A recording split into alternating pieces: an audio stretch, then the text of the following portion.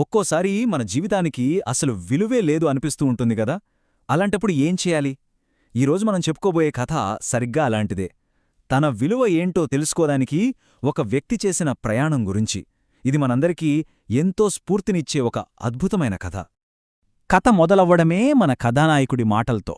ఆ ఒక్క మాటలోనే తన నిస్సహాయత మొత్తం మనకు తెలిసిపోతుంది. ఈ ఒక్క వాక్యం అతని గుండెలో ఎంత బాధ ఉందో, ఎంత నిరాశ ఉందో మన కళ్ల ముందుంచుతుంది.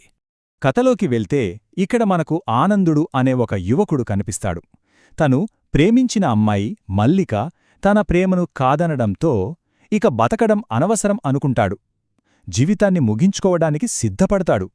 సరిగ్గా ఆనందుడు నదిలో దూకబోతున్న ఆ క్షణంలో అటుగా వెళ్తున్న ఒక మహర్షి అతన్ని చూస్తాడు. ఇది భక్తి కాదు, జీవితంపై విరక్తి అని గ్రహించి అతన్ని ఆపి కథ గమనాన్ని పూర్తిగా మార్చేస్తాడు. అయితే ఆనందుడిని ఆపిన ఆ మహర్షి ఊరికే వదిలిపెట్టలేదు. ఆయన ఒక చాలా వింతైన ప్రతిపాదనను ఆనందుడి ముందు పెట్టాడు. ఆ ప్రతిపాదనతోనే కథ మొత్తం ఒక పెద్ద మలుపు తిరుగుతుంది. చూడండి, మహర్షి ఒప్పందం ఎంత విచిత్రంగా ఉందో. నువ్వు ఎలాగూ చచ్చిపోవాలనుకుంటున్నావు కదా, ఆ జీవితాన్ని 1 సంవత్సరం పాటు నాకిచ్చేయ్, ఆ తర్వాత నీ ప్రాణం నీ ఇష్టం అన్నారు. ఇది ఆనందుడికి అస్సలు ఊహించని ప్రతిపాదన. ఈ మాటలు వింటేనే మనకు అర్థమవుతోంది ఆనందుడు తన జీవితంపై ఆశలన్నీ ఎంతలా వదులుకున్నాడో. అందుకే ఆ ఒప్పందానికి వెంటనే ఒప్పుకున్నాడు. ఇక అనుకున్నట్టే మహర్షి ఆనందుణ్ణి ఒక మారుమూల గిరిజనగూడెంకు తీసుకెళ్తాడు.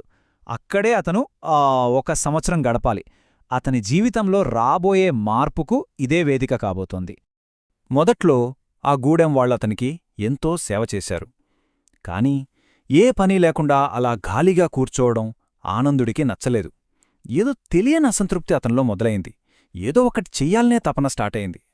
అప్పుడే ఆనందుడు ఆ గూడెం వాళ్లని గమనించడం స్టార్ట్ చేశాడు. వాళ్ళు చాలా అమాయకులు.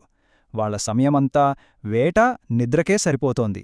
వాళ్లలో ఎంత శక్తుందో, కాని అదంతా ఎలా వృధా అయిపోతోందో గ్రహించాడు. వాళ్ల శక్తి సామర్థ్యాలు వృధా అవటం చూశాక ఆనందుడిక ఊరికే ఉండలేకపోయాడు. తానే ఒక మార్పు తీసుకురావాలని బలంగా నిశ్చయించుకున్నాడు. ఇక్కడనుంచి అసలు కథ టర్న్ తీసుకుంటుంది. చూడండి, తన ప్లాన్ ఎంత పక్కాగా ఉందో. పిల్లలకి చదువు, పెద్దవాళ్లకి చేతిపనులు, మగవాళ్లతో వ్యవసాయం, ఆడవాళ్లతో అటవీ ఉత్పత్తుల సేకరణ. ఒకటేమిటి, ఆ గూడెంను ఒక స్వయం సమృద్ధ సమాజంగా మార్చే పనులో పడ్డాడు. చూస్తుండగానే ఆనందుడు, ఆ గూడెం వాళ్ళు అందరూ కలిసి ఏదో ఒక అర్థవంతమైన పనిలో పూర్తిగా మునిగిపోయారు. వాళ్ల సోమరితనం స్థానంలో ఒక లక్ష్యమొచ్చింది. వాళ్ల జీవితాలకే ఒక అర్థమొచ్చింది. ఆనందుడు ఆ గూడెంను అభివృద్ధి చేసే పనిలో పడిపోయి ఒక ముఖ్యమైన విషయం మర్చిపోయాడు. అదేంటంటే, సంవత్సరం గడిచిపోయింది. మహర్షికిచ్చిన మాట నిలబెట్టుకోవాల్సిన సమయం వచ్చేసింది.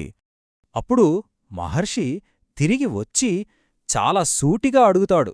గడువు ముగిసింది. నువ్వు స్వేచ్ఛగా వెళ్ళి ఆత్మహత్య చేసుకోవచ్చు. ఈ మాటలు విన్నాక ఆనందుడు ఏం చేస్తాడు? అసలు ఏం జరగబోతోంది? అప్పుడు ఆనందుడు కన్నీళ్లతో అంటాడు, స్వామీ, నాకు చావాలని లేదు, నాకు బతకాలనుంది. 1 సంవత్సరం క్రితం చావాలనుకున్న మనిషికి ఇప్పుడు బతకాలనే ఆశ పుట్టింది. చూసారా ఎంత తేడానో? ఒకప్పుడు తన జీవితం వేస్ట్ అనుకున్న ఆనందుడు ఇప్పుడు ఇతరుల కోసం బతకాలనుకుంటున్నాడు. నా పని ఇంకా పూర్తి కాలేదు, వేరే గూడెంలకు కూడా నా అవసరం ఉంది అంటున్నాడు. సేవ చేయడంలోనే తన అసలైన విలువేంటో తెలుసుకున్నాడు. ఇక మనం ఈ కథలోని అసలైన నీతి ఏంటో, దాని గుండెలాంటి సందేశమేంటో చూద్దాం. అప్పుడు మహర్షి వివరిస్తాడు, నాయనా, నీకు పనికిరానిది అనిపించే జీవితం ఇతరులకు అమూల్యమైనది కావచ్చు. ఈ సృష్టిలో ఏదీ కూడా అనవసరమైనది కాదు. ఎంత గొప్ప మాట కదా! కథ ఇక్కడితో అయిపోలేదు. ఒక ఆశ్చర్యకరమైన మలుపుంది. మహర్షి సైగ చేయగానే ఒకప్పుడు తను ఎవరికోసమైతే చనిపోవాలనుకున్నాడో అదే మల్లిక తన ముందు ప్రత్యక్షమవుతుంది. అప్పుడు మహర్షి అంటాడు, ప్రజలు ఏదైనా సాధించేవాళ్లని ఆరాధిస్తారు, అంతేకాని జీవితం మీద ఆశ వదిలేసుకున్నవాళ్లని కాదు. ఈ కథలోని అసలు సందేశమిదే. మన విలువ మనం చేసే సేవలోనే ఉంటుంది. మరి ఈ కథ మనకు ఒక ముఖ్యమైన ప్రశ్నను వదిలివెళ్తోంది. అసలు ఒక జీవితానికి నిజమైన కొలమానమేంటి? మనం చేసే సేవేనా, లేక మన చర్యలేనా? దీని గురించి ఆలోచించండి.